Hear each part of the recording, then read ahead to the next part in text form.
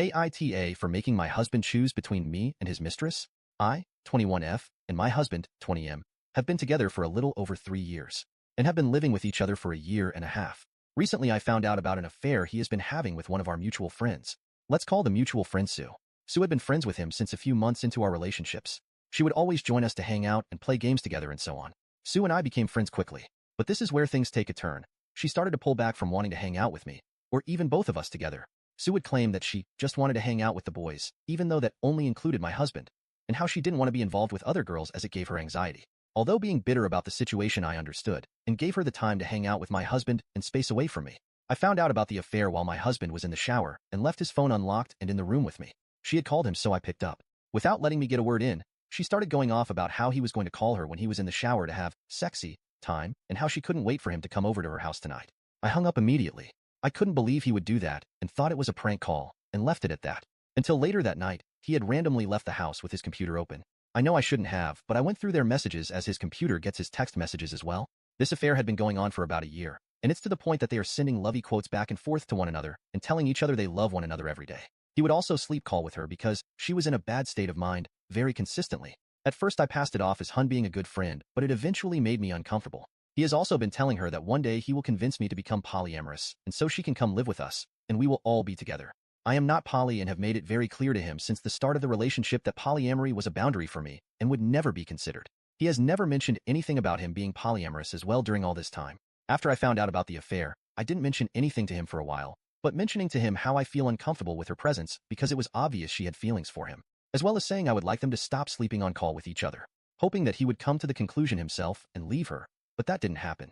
It was eating me apart inside, so I finally confronted him about it. He told me he was just being selfish and how he loved both of us. I told him that I had made it clear before we got married that I would never be open to an open relationship or polyamory due to past relationships. He got upset asking how I found out and that I shouldn't be snooping through his stuff.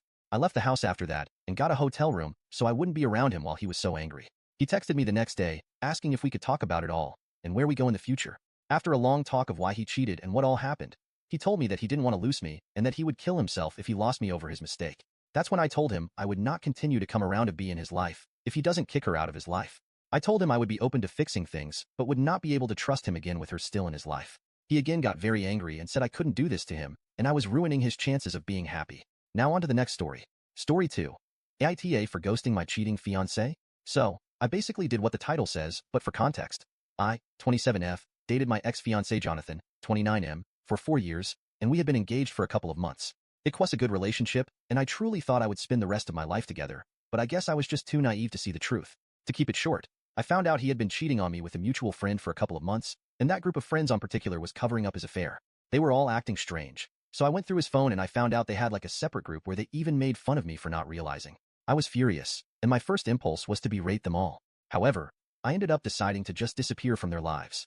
Any confrontation was clearly a waste of time with this people. When he went to work the next day, I packed everything I owned, took all the money I put on our joint account, which was a lot. Since we were paying for our wedding, we were planning a good honeymoon and wanted to buy a house.